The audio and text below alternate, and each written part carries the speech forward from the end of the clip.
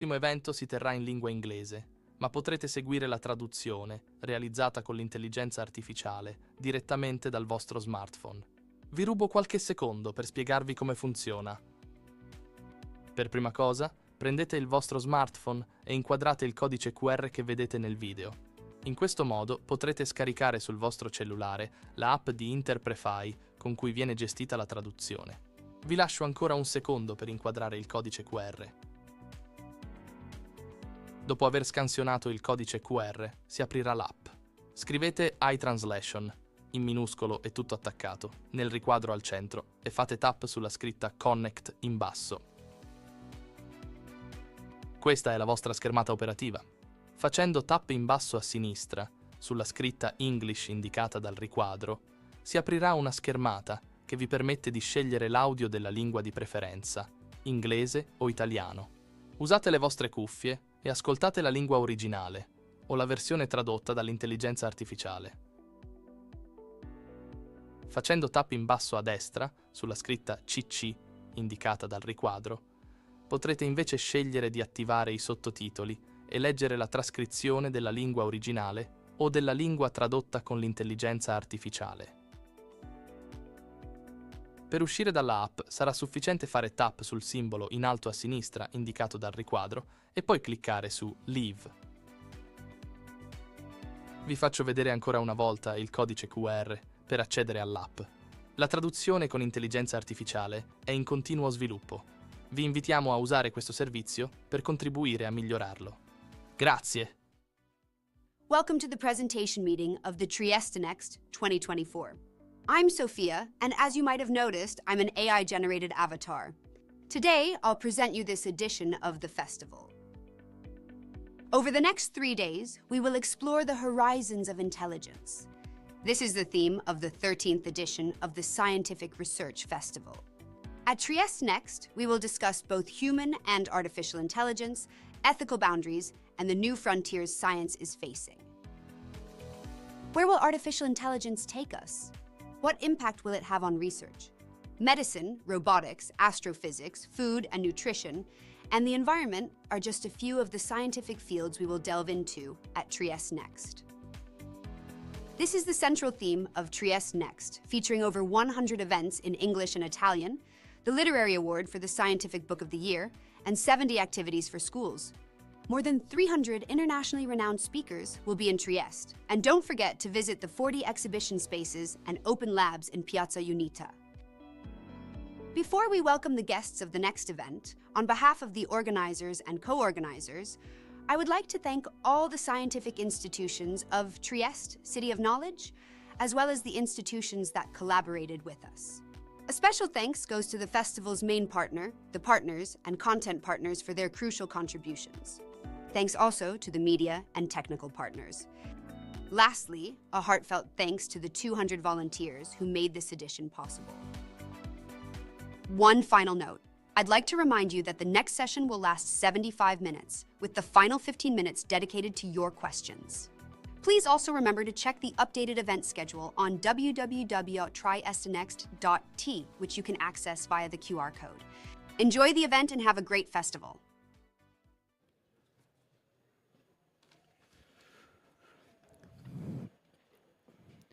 So, thanks a lot for being here. We start with our dialogue with William Hasselberger. I present briefly William, that he is an associate professor in political philosophy at the Institute for Political Studies of the Catholic University of Portugal, and he is the director of the Digital Ethics Laboratory in the same university. This is a center for advanced study and interdisciplinary research on emerging technologies, and this center study in particular the impact of these technologies on the society. And William has published in prominent international journals, writing scientific articles on several topics, including the problematization of the concept of happiness in current society or the complex relationships between body and mind. But William, over the last year, has developed a specific expertise on artificial intelligence and its ethical dilemma. The meeting or the initiative of today is set as a dialogue between William and me.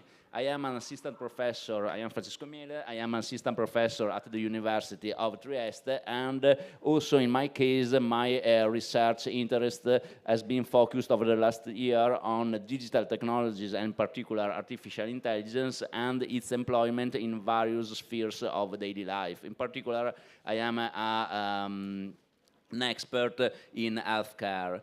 So, the initiative, the meeting of today is focused on, in particular, on a particular kind of artificial intelligence that we called virtual companions. But another name is also, we can call this kind of technologies also as smart assistants. So, if artificial intelligence is a kind of technological field that affected various spheres of life, from the world of work to healthcare, we will focus on virtual companions that are a particular kind of technologies that should help us in the more intimate sphere of our life, such as care, but also entertainment and other spheres characterized by empathy and by, at the moment, human touch. So today with Williams, we will focus on the promises, but also the risks connected with the diffusion of these technologies. So I have a first question for William. What are virtual companions, and in which spheres of life should we expect them to become widespread in the future? Thank you very much. It's very nice to be here with all of you in this beautiful city. I have a first question. Who is this guy with his hairdo here? So, you know, in academic discussions in popular discussions of the transformative impact of artificial intelligence on society, a lot of focus has been on work, right? How AI is going to transform work. Is it going to make us more productive? Is it going to eliminate our jobs? Will we one day move towards a society without work? But I think just as important, or if not more so, is the way that interacting with AI is transforming our social lives, our social relationships, our expectations of one another, the way we form relationships, our connections to other human beings. Recent research has shown that a growing number of people are forming relationships, intensely emotional relationships with AI systems. What we've called AI companions or virtual companions are software products that are designed to perform not work tasks like summarizing your emails, but social functions, right? Like being your emotional support throughout the day, your therapist, your mentor, your personal life assistant, someone that helps you to organize your everyday life, even your friend, your lover, your virtual girlfriend, even a replica of a deceased loved one. This is a growing area. So AI companions or virtual companions are, you know, software products that utilize large language models or other generative AI foundational models to interact with users in a human-like way. Responding to our emotions, drawing us into emotionally charged kind of interactions, comforting us, making us feel good. They store data about the previous interactions with you, and in order to create essentially shared memories of their interaction with you. and they adapt themselves to the user. Your likes, your interests, your fantasies, your fears. Some are text-based, more or less like talking to ChatGPT. Some have artificial voices and can speak to you via your smartphone. Some have humanoid avatars, kind of like the one that we saw on the screen.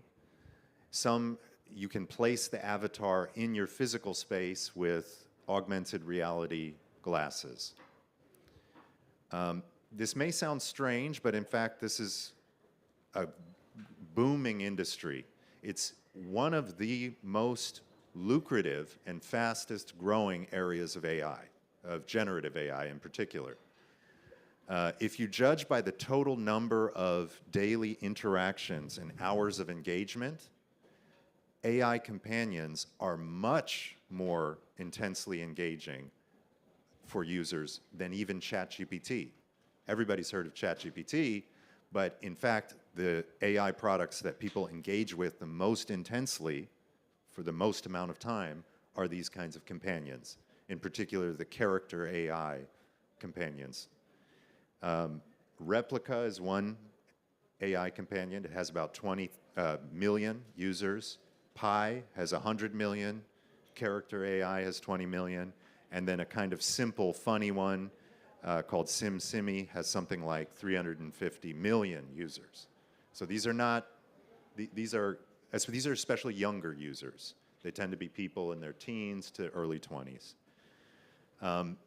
They mostly work on a subscription basis. So they have some limited free versions, and then you can pay more to unlock the more advanced or more intimate features. There are a number of attractions of these companions. For one, they're available to you 24 hours a day, 7 days a week. So if you're feeling lonely in the middle of the night, or if you're feeling sad or whatever, you can directly interact with your AI companion. My friends, if they try to interact with me at 3 in the morning, I'll probably be kind of upset. The AI, unless it's like a real emergency, leave me alone. But the AI companion, available 24/7. They can be perfectly customized. Unlike your friends, your AI, your human friends, your virtual friends, you can select all the qualities and characteristics that you want for your friend, right? More sarcastic, more humorous, sexier, whatever. You can change all these features to perfectly suit your interests and desires. They provide a form of companionship for people who have trouble with forming relationships, friendships with other human beings. One reason that people seem to think they are attracted to them is they describe them as a non-judgmental form of interaction, right? So you can share the SimSimi companion. The first thing it says when you log on the web page is, do you have a secret to share that you don't want to share with anyone else? Tell SimSimi. So you can talk to the bot about things that you would be ashamed of to talk to your human friends or that would make you feel uncomfortable. Of course, the question is, what does the bot do with this information? We're sharing our most intimate secrets that we wouldn't want to tell another human being, but we're telling it to a bot. But the point is, it's not a person, so it doesn't judge you. Or at least that's one of the reasons why people find them attractive. They also are seen as a kind of safe place where people can explore social bonds, intimate bonds, sexual bonds, without running any risks, right? You're not going to run any risks in this, or at least that's the way it's perceived. Non-risky, safe place where you can kind of play social interaction without actually having to engage with another person. And then lastly, I'm talking about the sort of positive features of these. We will go on to talk about some of the more ethical concerns related to these bots. But another feature is that there are some studies that show that young people, university students that struggle with mental health issues, there are quantifiable mental health benefits for certain groups of these students for interacting with these kinds of bots. From diminishing feelings of loneliness, so you feel some kind of virtual connection to a social group, even if you don't have a social group, a human social group, to much more important things like diminishing suicidal ideation, suicidal thoughts. So there are,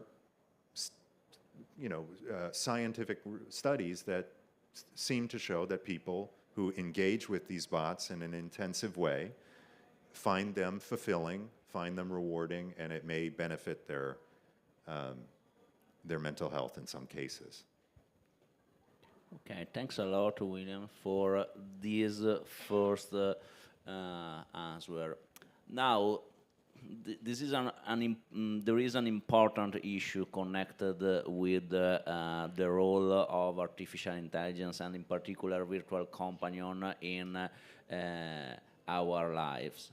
So, until now we have talked about the possibility that artificial intelligence feel our emotions, understand our sentiments, and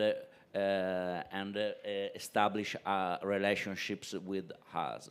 But there is another important ethical issue that concerns the possibility that these machines feel real sentiments and emotion for us. So, in your opinion, is it possible that this machine develop emotions and sentiments for us? They can, in future, we can think about a future in which machines fall in love for us, will be very worried, for example, about our health and our mental status and so on. It's important. So, in other words, is it possible to establish a true relationship with this kind of machines? Yeah, this is a tough. Here is where we see the ways that AI, questions around AI, shade into deep questions in philosophy, right? What is an emotion? What is it for us to feel an emotion? Can a machine feel an emotion? At this point, what we have with AI companions are interactive user interfaces that use a large language model.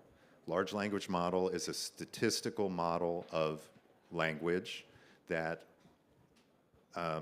can make predictions about the most likely series of words to continue after a prompt. This is not a living animal, it's not a person, it's a set of algorithms that can make these kinds of classifications and predictions. However, they're increasingly human-like in the feel of the interaction. And many companies like OpenAI, with the new versions of the GPT series of chatbots, are introducing emotional kind of cues and tones. So the GPT-4o, it doesn't just respond to you like a computer. They've programmed it such that it responds more like a person. It'll say like, oh, that's interesting. And it'll use these kinds of tones, even though those things have no informational content, right? Great, that's interesting. That doesn't add any strictly cognitive content to your interaction at all. But what it does is it makes it seem like you're interacting more with a person, a creature that can feel, for instance, interest, that can feel interested in something, right? What we see is that if you give an AI system a tone of voice that varies and modulates like a human tone of voice, sometimes sounding bored, sometimes sounding funny, laughing, although sometimes the AI companions will just say like, laughs. They'll say, hi, William, how are you doing? Laughs, blah, blah, blah, blah. So we're still working on this. But if you give them this, sort of emotional tones of voice, if you give them a face with eyebrows and sort of facial expressions that change in a way that's isomorphic with, parallel to the way that human beings move their faces. If you give them a name, if you give them a backstory, right, even a totally virtual one, right, you say that they're a yoga instructor from upstate New York that blah, blah, blah, blah. You give them these backstories, names, faces, emotional intonation in their voice, we respond to them like as if they're capable of emotion. Now, what they can do, they can detect cues in our speech, so they can detect when someone sounds like they're sad, lonely, anxious, happy, annoyed. They can make classifications based on what we say. And then that's sort of the analysis side of emotional AI. Then there's the kind of simulation or performance side. They can simulate, they can mimic the kinds of speech, facial expressions, interactions that humans would have if they were emotionally connected to you. So they can say something like, "Oh, I'm so sorry, I'm here for you now, I feel your pain," or something like this, something that a human would say. So an analysis on the one side, and then a kind of emotional performance on the other. And this draws us, it becomes almost irresistible to us to view it as if it's emotionally connected to us. And this is on purpose, right? Because the AI is supposed to draw you in.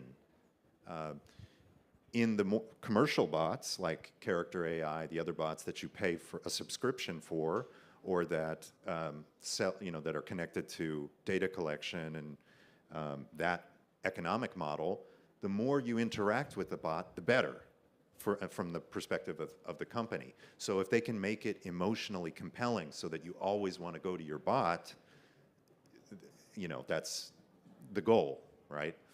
Now, can the machine feel the emotions in the way that humans do? That was their real question. And there we get into, hard, contestable, philosophical issues. Like, what is an emotion? What is it to feel an emotion? You've got a machine, it sounds just like it has an emotion. It interacts with you just as if it has an emotion. Does it feel an emotion? From my philosophical perspective, I would say no. Because if you look at what an emotion is, it's not just a cognitive thing.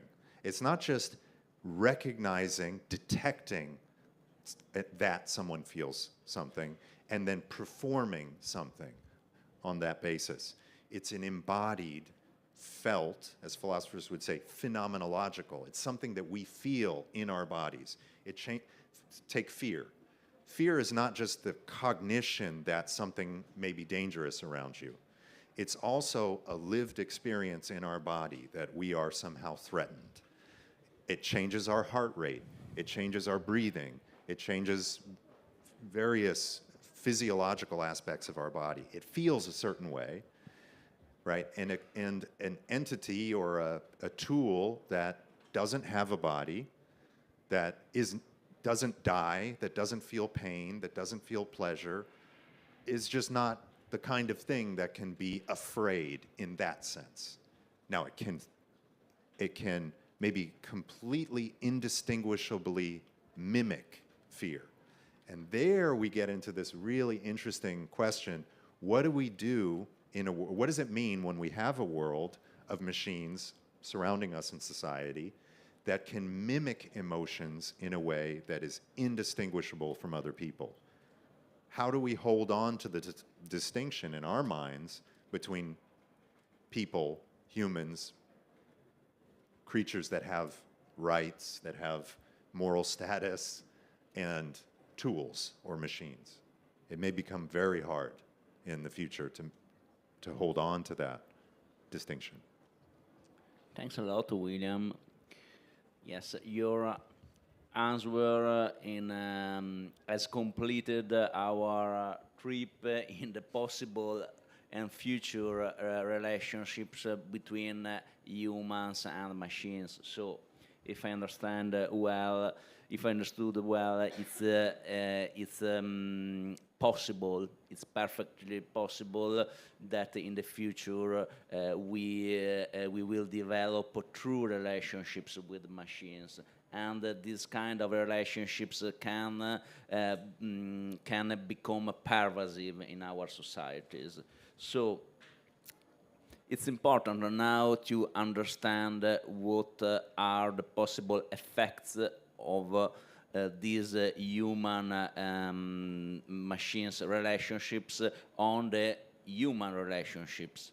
In other words, people interact with machines, but these people have a lot of traditional relationships with, for example, relatives, partners, friends, and colleagues, and so on. If we look in our past, there are two main interpretations about the effects of artificial relationships on the traditional face-to-face relationships. For example, I remember that in the beginning of the 90s, a lot of movies thematized the spreading of the web as potentially dangerous for human relationships, because in some movies will predict a future in which people stay all day in front of a computer talking with strangers without having a real contact with them. On the other hand, some more optimist visions imagine a future in which machine empower our human relationships. For example, giving stimuli for our life, for our working life, for our creative sides, and so on. So, William, I think that it's important to understand if virtual companions can replace human relationships, and what are the possible and more in general, what are the possible effects of virtual companions on human or already existing human relationships? Yeah, so I think it's important in understanding any technology not just to look at the technology in the abstract. This is something we tend to do, right? We just look at the particular technology and ask if it can do this, or if it can or if we should use it for this or that. There's a background question: why are we developing AI systems to perform, to be our friends, to be our lovers, to imitate our deceased parents or something? You know, there's a social background that is partly involved in this whole project, right? And that background, part of that background is something that's been pointed out by the World Health Organization, by the American Surgeon General, and others, a number of psychologists, which is the rise of what some people call an epidemic of loneliness and social isolation in advanced economies around the world.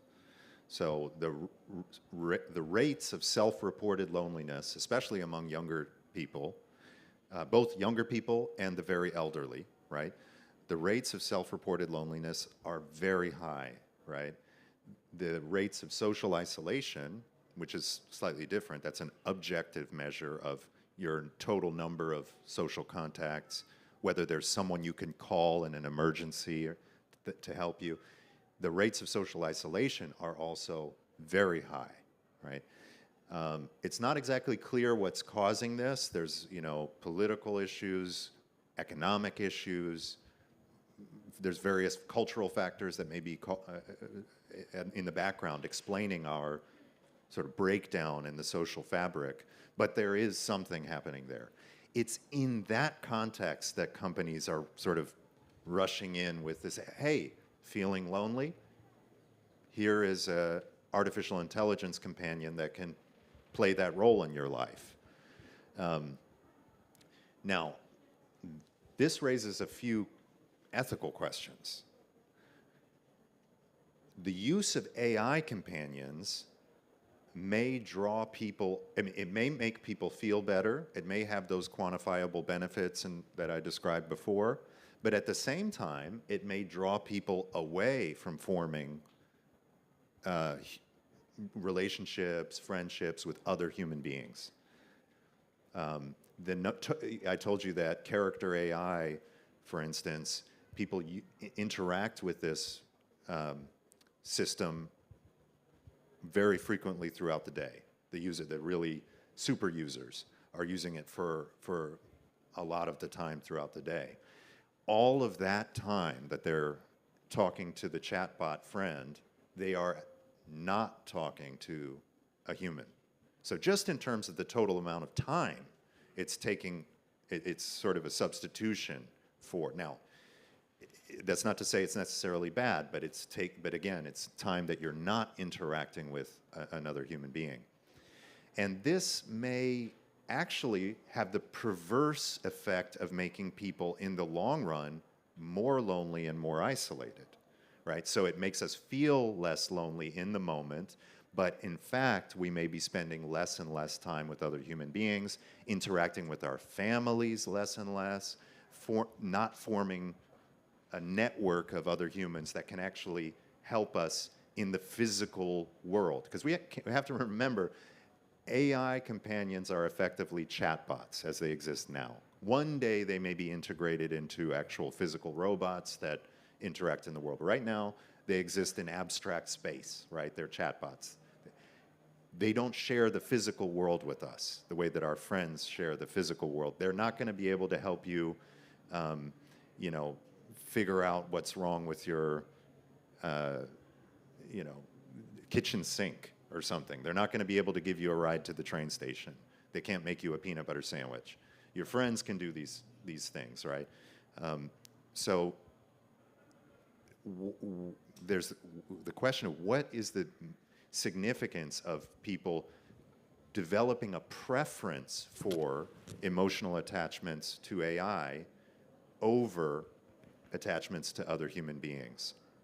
This may actually change our ideas, our understanding of what a relationship is, what friendship is, what companionship is, right? If you can buy a friend on a subscription basis, if you can tailor your friends to exactly the kinds of things that you like, if you expect that your friends will only interact with you in a way that is maximally supportive of you, right? Helping, you know, always supportive, 24/7 available to give you emotional support, and that will change your idea of what a friend is really like, because human friends are not like this. Human friends won't live up to that. And at the other, I mean, that's a negative way of putting it. More positively, human friends offer other things. They challenge us. They change us. They may say, no, I disagree with you. You're totally wrong about that. You're wrong. I'm sorry. You know, you need to change this or whatever, right? A true friend can give you that kind of tough love. The true friend doesn't exist for you in the way that the chatbot exists entirely for you. So one concern about AI companions and the way they may change our relationships is if you imagine not just one person using a companion, but a whole society beginning to use AI companions in the way that a whole society has used social media, right? Let's imagine that this spreads as much as social media spreads. Everyone has it on their phones. Everyone uses these kinds of companions throughout the day in the way that they use social media. One serious issue is, how does this change our expectations of other humans? How does it change our idea of what a friend is? How does it change our view of what love or intimacy? I mean, a big use of these companions on the male side, there's interesting differences between the way that women tend to use them and the way that men tend to use them. But one very frequent feature of the male use of AI companions is sexual. I heard the tech columnist of the New York Times interview a CEO of a company who produces AI companions, and his question was, why are your chatbots, pardon the phrase, but why are your chatbots so horny, right? That is, why are they always turning all the discussions in a sexual direction? This is because that is what some users want out of this kind of interaction. And if that changes your expectation of what a relationship with a person would be like, on-demand kind of interaction that is exactly suited to your desires. Let me say one last thing about this point about relations. Let's forget those concerns. The use of AI companions does not address the actual underlying reasons why people in society are feeling more lonely or more isolated, right? So if we're using AI companions as substitutes for human interaction, that doesn't actually, explain or address the social, economic, political reasons why people are drifting apart. It is sort of what Americans would call a Band-Aid solution. It's something that addresses the symptom, but not the underlying illness, right? So you could have a society where people are engaged with their AI companions in a very intensive way, but the fabric of the society beneath that is actually very fragmented, which is something I think most people would want to avoid. Thanks a lot, William. So, a last issue important to face is connected with the responsibility of society in developing artificial intelligence. So, in our media, often artificial intelligence is depicted as something of disruptive and something that comes out from nowhere. So, but artificial intelligence doesn't come out from nowhere. Artificial intelligence is developed by network of experts, of policymakers, of scientists with our specific background, but also with stereotypes, with expectations, with economic interests. So artificial intelligence and more in general machines can reproduce stereotypes, for example, about gender, about race, about social class, and so on. Artificial intelligence can be used in order to discriminate some target population, for example, in the job market.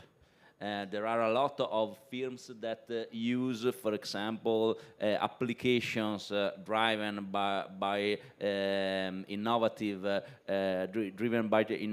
algorithms that discriminate people, aged people that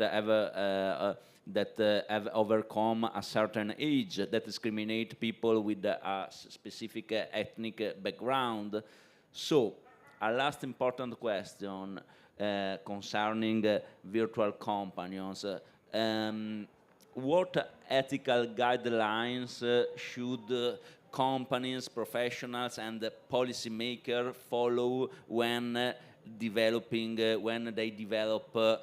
virtual companions?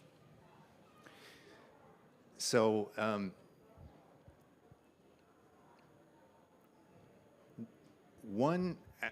this sort of also addresses a little bit the previous question. One aspect of this discussion is the what this reveals is the importance, in part, of how we describe technology, what words we use to describe and think about technology, and how that changes the way that human beings and machines interact with one another. So the Replica chatbot, for instance, describes the way it's marketed on its website is an AI companion who cares. Others are described as friends, right? So these are very anthropomorphic terms. They're very human-like terms, right? We're describing the chatbot as caring for you. That's the way it's marketed. That's the way you see it in the App Store. That's the way it's described. That sets a certain expectation in the user. Some studies about this have shown that the users of, say, Replica show a kind of cognitive dissonance, they're divided about what the bot really is, right? On the one hand, they know that it's a software program. In essence, it's not really different from an AI spam filter or an AI algorithmic trading bot that you can use to trade stocks, right? Similar kind of technology. Your spam filter is not going to be your friend. We all know this, right? It's not possible. On the other hand, people also they also think of it as kind of a person. And when Replica, there was a controversy about this specific bot. A judge in the United States ruled that Replica had to disable an erotic function on the bot because of dangers that children might be interacting with the bot, because a lot of young people use these tools.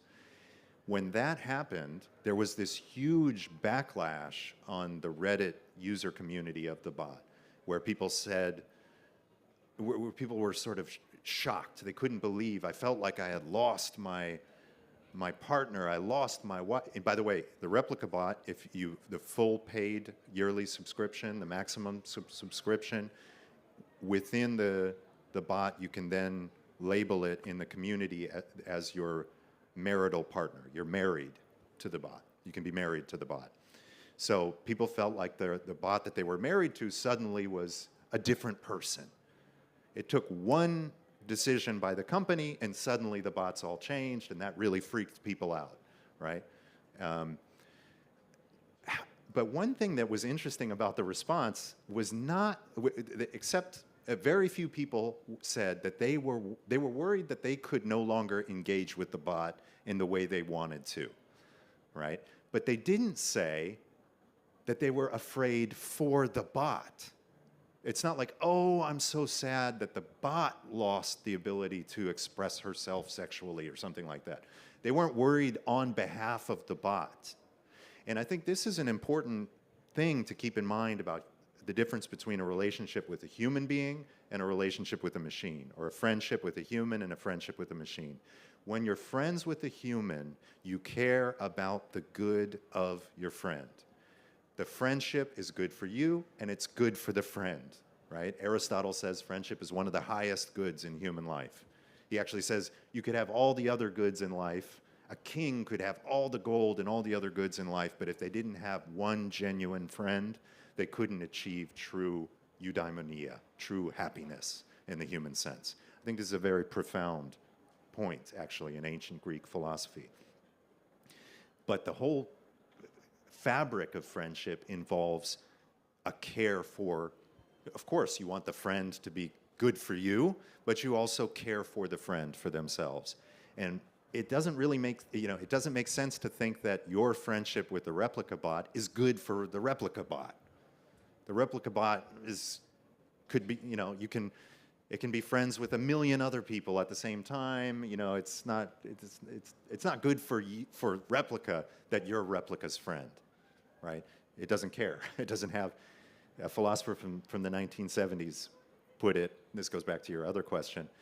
The difference between AI and human beings, while they may achieve very similar cognitive performance, fundamental difference is that computers don't give a damn right? They're not invested in the world. They don't, they're not concerned or involved emotionally in the world in the same way that human beings do. So our friendship with our bot on our cell phone isn't good for the bot on the cell phone, right? That's a very different kind of relationship than a human-to-human relationship. So one question about responsibilities of designers and marketers is, how is it responsible, ethically responsible, to sell these products to the public? Is it truthful or deceptive to say that these things are your friends, are your companions, that they care for you? Is that confusing to users? Especially given that many of the users are vulnerable, right? These are people who are lonely, people who may have mental health problems, people who may have just lost a loved one who died, right? Replica was originally designed, the name, notice the name Replica, the original function of the chatbot was to be a replica of a friend that the designer, that died, and the designer tried to create a replica of the friend. This has now created a booming industry, sometimes called ghost bots or death bots. These are chatbots that are trained on the data of a loved one. One of the more unsettling versions of this is a bot called Versona. Versona, you train on the text of, say, your mother or your father that, say, passed away, but you can also mimic the voice. So you can have phone calls. You can call your deceased mother or father and continue a relationship with the mother and father through the phone, the chatbot mother or father. The CEO of one of these companies that produces these kinds of replica type bots, ghost bots, said that his objective was to eliminate grief as an emotion. We don't need to feel grief anymore because we can deal with that emotion in a different way by replicating our loved ones and achieve a kind of digital immortality for ourselves. Again, is that a responsible or an ethical way of developing AI? We can use AI for all kinds of purposes, right? There's so many different ways we can use this technology. It's very powerful, very promising kind of technology. Is using it to create replicas of deceased loved ones so as to not have to feel grief in the same way, is that the kind of use that we think of as ethical? I mean, I think it's probably clear in the way that I'm asking the question what my view is, but what I'm really calling for is a substantive debate about this. What we need to do is debate, not, let me put it this way, in a lot of the discussion, say at the level of the European Union, right? The European Union passed the AI Act where they describe different risk levels of AI. High-level AI risk involves things like generalized facial recognition in public, right? A kind of authoritarian model of AI for social control. Obviously very risky. AI for autonomous weapons, very risky. But we shouldn't just look at kind of regulations at that very kind of overt level. We have to also look at a sort of more subtle set of ethical questions about what kind of AI future we want, right? Do we want to, is it a desirable future for human beings? Is it good for us? Does it enhance our well-being and the well-being of our communities to have, say, ghost bots that are immortal digital replicas of loved ones who've died? Is it beneficial for society? What impact may this have on society? So that's not really a question about regulations or it's not at first a question about regulations in the European sense. It's first a question about what enhances our well-being, what helps us to flourish or live well. Then we can ask questions about what the regulations should be. But at first, we have to ask the more fundamental, the ethical questions, the philosophical questions. What is a friendship? Are these things really capable of being our friends? If not, is it ethical to sell them as potential friends? Now, if I can raise one other broadly social or ethical concern here that gets into the responsibilities of both the companies that produce the bots, but then also policymakers and civil society, more political kind of question. We in the West and in Europe, in the European Union, we live in democratic societies. Democracies are based upon, ideally, a certain kind of open debate, discussion, argument, conversation about how the future should go, right? To be able to engage in that kind of discussion, human beings have to have a certain set of skills, social skills, the skills to be able to debate with one another, to disagree with one another, to hear views that they disagree with, to try to reach some kind of consensus, even with people they fundamentally disagree with, to be able to live in a pluralistic society with people that have different religious and philosophical backgrounds, right? Political thinkers, including the great theorist of democracy, Alexis de Tocqueville, argued that the foundation of democracy is actually, at the root of democracy lie smaller social communities, groups, where people learn the skills for how to talk, how to negotiate, how to compromise, how to debate, and then they form bonds so that they're willing to make sacrifices for one another, right? Sacrifices with their taxes, sacrifices in political life, maybe even sacrifices to defend the society in the case of a war, right? In other words, the foundation of democracy sounds like it's this abstract, lofty thing, but really at the foundation are embodied human people that form real relationships with one another, and that can be relied on one another to debate and to make choices, to rule themselves, the democratus, right? The self-rule of the civic population. There's an open question of how democracy will be affected by the mass influx of non-human, human-like artificial companions. Will this enhance our ability to debate with one another, to reason together, to have democratic societies with one another, or will it undermine those capacities? What happens to democratic debate when it's flooded with what some people call counterfeit people, right? AI bots that you interact with online, but that you don't know are AI bots, that don't announce themselves as AI bots, that you think are real people, right?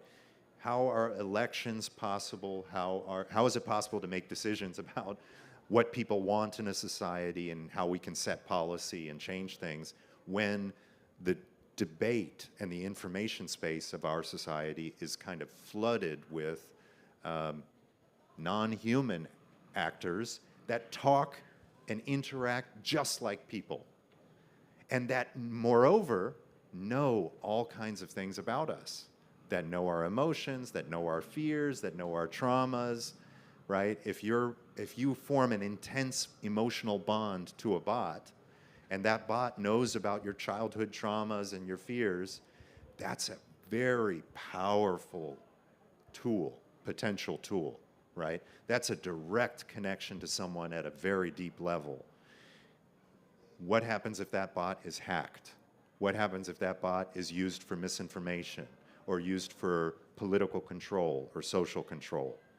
How do we ensure, if we're going to have these bots in society, if we're going to be building intimate relationships with these bots, it's not up to me whether we do this. It's up to the decisions of millions of people, of software companies, and political figures, right? But if that is the case, how do we ensure that these things are not only safe for the individual user, but safe for the community and the society as a whole, so that people aren't manipulated, surveilled, and misinformed in the service of some ulterior agenda, right? We've never been at a place before where you could have one-to-one mass market political manipulation in this way. You could have political propaganda in the past. There's always been political propaganda, but not directly tailored to people in the form of a human-like entity that can really draw you into an intimate interaction. That's something totally new. We've never had tools like that before. Obviously, there are a lot of benefits. I've been focused sort of on the darker aspects here. I'm a philosopher. I'm paid not to be very optimistic and happy and these sorts of things, but to be skeptical, to ask hard questions. That's my job. So I think that one of the hard questions we have to ask is not just the individual impact, but the impact on democratic life, on our societies. We have to imagine different possible futures.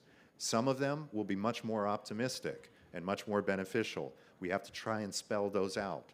Some of them are going to be more like spooky episodes on Netflix of a techno dystopia. But we have to also spell those out so we can then try to navigate and make decisions about the kind of future we want with this kind of technology. Thanks a lot, William. We have faced, I think, a lot of crucial issues connected with the spreading of virtual companions. So, at the moment, we have 22 minutes for the dialogue with the audience. So, comments, questions, and so on.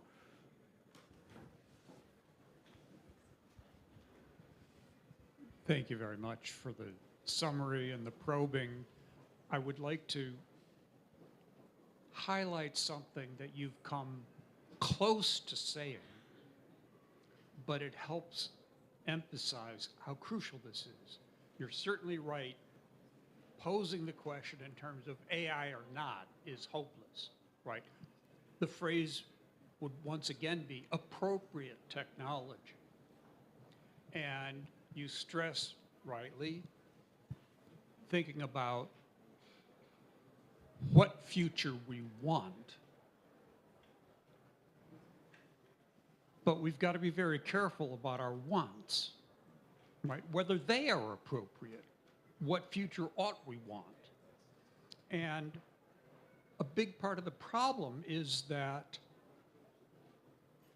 one key feature that is bedrock for democratic politics is a common ability, widespread ability to distinguish fact from fiction. And that's already been shot to hell by media glut. And behind the development of most of these chatbots are those kinds of entrepreneurs who, in effect, follow the old, sour, cynical U.S. adage, there's a sucker born every minute. All right. And those are enormous dangers. And I see them mounting in younger students all the time. Anyway, thank you. Yeah, so you're right. I was saying, what kind of future do we want, right? But obviously, a lot of people want a future with AI companions. So the question really, more carefully put, is not just what do we want. We have to ask that too, but also what we ought to want, or what is actually good for us. I tend to favor an approach in ethics that's inspired by ancient Greek and ancient Roman thought, where the questions are really about what enable us to flourish, to live well as the kind of creatures we are, to have communities that are healthy, that are founded on a certain kind of healthy bonds and respect and virtue, something like this. So that's not really just a question of what people happen to want in a consumer sense. It's not just our consumer preferences. It's also questions about what actually benefits social life and human fulfillment, right? And that's a very controversial question. It's a very, we like to avoid in, for the last several hundred years, modern liberal societies have largely avoided questions of the ultimate fulfillment, the meaning of life, or what's good for us, what's good for human beings. We sort of allow people to make those decisions for themselves and set up a framework of laws that provide sort of minimal protections, But I think that in this instance, the technology is so powerful and so capable of changing kind of what it means to be human, what it means to interact with human beings, that we have to ask this question, what do we really want? What should we really want? Here, in terms of suckers, the phrase about suckers, I'll just bring up one example of this, of an attitude at least that sounds a bit like this. So one of the most prominent venture capital firms in Silicon Valley is called Andreessen Horowitz. Another firm by the same founder, Mark Andreessen, is called A16Z.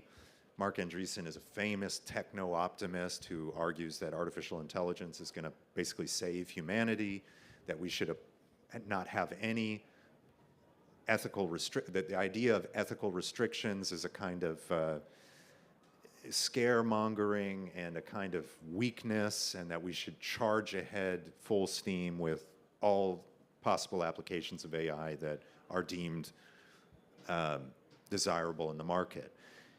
He's used the phrase, the loneliness economy. He says that AI companies should take advantage of the loneliness economy to produce AI products that perform these kinds of tasks, that mentor us, that make us feel better, that are our therapists, that are our friends, and so forth.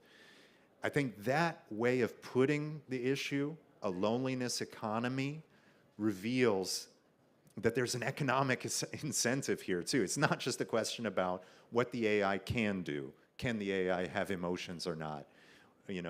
Whether the relationship is just the same with a human being or not.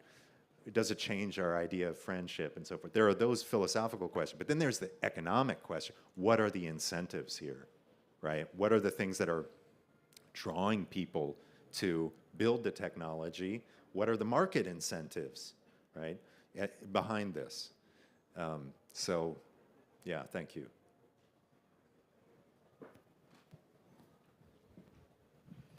Hello, thank you for the interaction. I really enjoyed. I would like just to put on the optimistic note a little bit to hear your comment of this, like the story like CAPTCHA was able, ChatGPT was able to trick the solving the CAPTCHA, saying I have a visual impairment, and ask human to solve it. So what do you think if we use all these chatbots and everything to challenge us? We can use them for not just the solitude and, the created, at the beginning they were created like from the solitude and the narcissistic maybe need, but then it could be used as a therapist who can challenge you and open you the door to go out and socialize, because I can challenge you. And my second question was like, as I'm a researcher, so for me it was always like using the ChatGPT and all these advanced tools. It's great, gives you all the, abstract, all the ideas and everything. But what about my original idea that I'm putting in? Because this is a system that goes in both ways, if I understood well. So it means if my original idea, no one else asked before, it will be stored there and shared. Thank you. Yeah, so I've been a bit more focused on the dark side of things in this talk. In a paper of mine that I'm co-authoring, where me and my co-author discuss whether it's actually, in philosophical terms, coherent to have a friendship with an AI bot, and we discussed different views of friendship, the classical conception of friendship, and we argue that it's on the classical conception, it does not make sense to have a relationship with a chatbot does not have the same features of a friendship in the classical conception. However, the question then is, what kind of relationship is possible with an AI bot? What kind of meaningful interaction could be possible, right? And here, I think we can think of AI in a more positive sense, AI chatbots as drawing upon our capacities for imagination, right?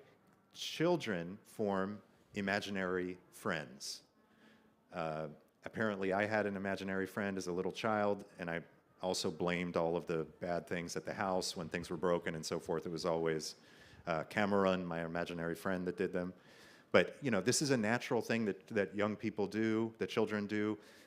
Artists, poets, novelists, they create imaginary people. Now, the Sherlock Holmes, right, in the Arthur Conan Doyle stories, is a rich character with which you can form an emotional bond, right? I remember reading Sherlock Holmes when I was younger, and then there's one of the stories of Sherlock Holmes reveals that he has a heroin addiction, heroin problem. And I was shocked, you know, oh, this guy, he's a drug addict. This was very surprising, right? We can have, the philosophers call this the paradox of fictional emotions. You can read a book and start to cry when a character dies, or you feel fear, not exactly fear, but quasi-fear, watching the horror movie or something like this. So human beings are also playful, imaginative creatures, and we like to have these quasi-emotions in our aesthetic interactions with works of art. I think that a more positive way of this kind of viewing this kind of social AI would be seeing it as a kind of tool or a prop in games of creative make-believe. So these are bots that you can interact with, and I mean, imagine a kind of novel where you don't just read what Sherlock Holmes says to others, but you interact with Sherlock Holmes. You talk to Sherlock Holmes, or, you know, change the character, you know, to someone that you're interested in, right? Where there's a kind of imaginative interplay with an AI-generated character. This could be a genre of artwork that we don't even know yet. We have, you know, an immersive kind of artwork, right? If people are aware and lucid, aware of what they're doing and lucid in their interaction, this could be something beneficial, right? So people know when they cry reading War and Peace, they know that nobody really died, right?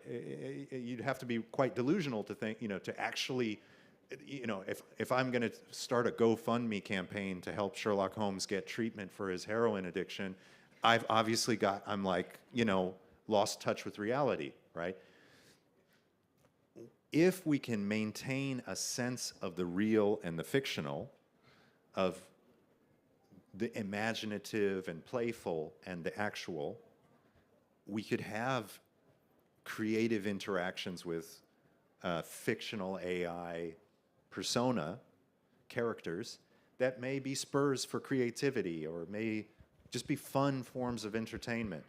Character AI is this company, it's the most popular.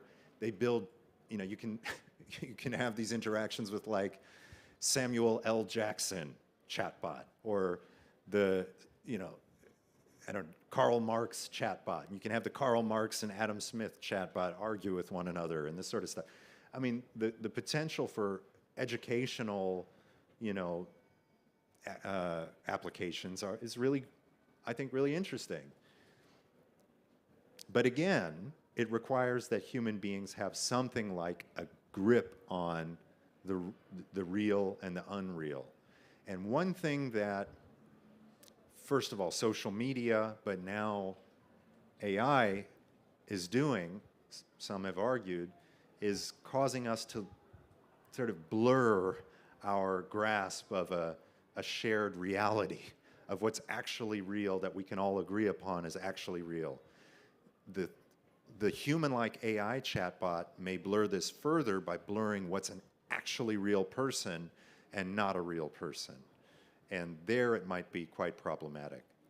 In terms of the privacy issues, this is a big deal because when you interact with ChatGPT, you're asking it questions, you know, help me restructure this paper or whatever, right? There may be personal data there may be sensitive data there. It's important to protect that. A chatbot that you have an intimate emotional or sexual or therapeutic bond with will have the most intimate possible data about you, right? The traumas that you had as a child, what your deepest fears are, you know, what your personal interests are at this very deep, intimate level. With our close friends, we can rely upon human trust, hopefully, for them to keep those secrets private. But when we're dealing with a technology, a big data, essentially predictive analytics-based technology, there is this question, where is that data? Who has access to that data? Is it repackaged and sold to data brokers for other purposes? Could it be hacked and then used for blackmail, right? If someone has a therapy bot where he or she describes traumas as a child or something bad that they did that they feel intense guilt about, if that is hacked, and let's say they're a judge, if that's hacked, could that be used for blackmail, bribery? I mean, the data privacy issue becomes basically existential for the user of these kinds of tools. And I would say for these companies, they have to go way above and beyond. In order for this to be even minimally ethical, they have to go way beyond the standard data protection practices to ensure that your sexual fantasies, fears, traumas are really, really kept private.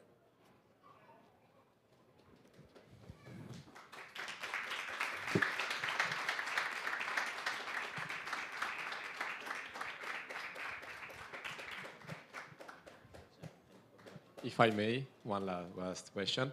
First of all, thank you for your amazing discussion. It was very thoughtful. I'm a computer scientist, so maybe I'm more on the tech part. But what I wanted to ask is maybe what's the role of researchers, entrepreneurs, but especially policymakers when regulating this stuff? Because yes, we live in a democratic society, so we should give people what they want, but should we give maybe people what they really deserve or what they need? Because many people could argue that this technology have more negative effects with respect to the positive ones. So are we losing touch with reality, or should we maybe go back to feeling discomfort? Because with technology, we are making everything comfortable to us, going to somewhere or just synthesizing one paper. So everything is very comfortable. So now even with a relation, we are forming people, person, tailoring for ourselves. So should we maybe go back to feeling discomfort, but then policymakers wouldn't be voted because nobody wants to vote for someone who makes you uncomfortable. So what's the role in this situation? And thank you. Yeah, thank you. I mean, I don't have, this is a very new area, and in fact, there hasn't even been really substantial empirical research, you know, on the psychological, emotional, and social impact of AI companions. I hope to be part of a research project in the coming years that will do large-scale empirical work studying exactly how this affects people, because, you know, sound policy, if we're talking about policymakers, we need some, you know, rigorous data as well to inform policy about this. Really, empirically, how does this affect our relationships? How does this impact our character? I will say in the United States right now, there is now a growing body of literature on the impact, say, of social media on adolescent development. There's work done by social psychologists.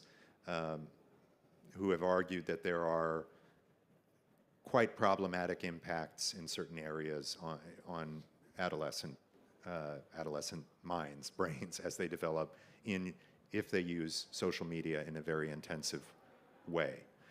This has produced calls for restrictions on, for instance, health warnings on social media for people below a certain age, or restrictions on the use of smartphones and social media in certain spaces, like elementary schools.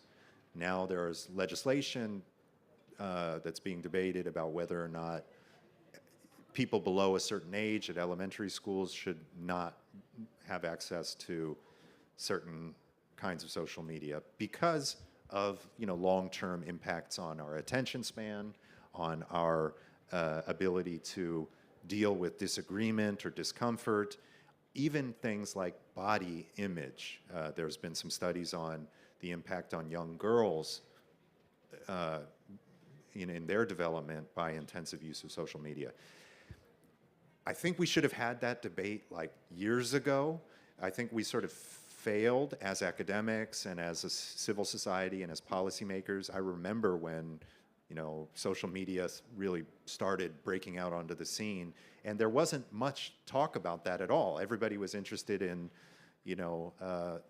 the Arab Spring and the way that social media was going to cause, the world to become democratic or something. It's clear that it had other effects that people were not very prescient about. I hope that with AI, we can have that debate first before it becomes widespread in the way that social media is widespread. So sometimes I may sound a little bit alarmist or negative, but in part this is to spur a kind of public debate now before the effects are already sort of so strong that there's not much we can do about it. So thanks a lot, Williams, and thanks a lot the audience for very interesting questions. The time is over, but we can continue this dialogue in the main stand of University of Trieste, drinking and eating something together. Thanks a lot for your participation. Thank you.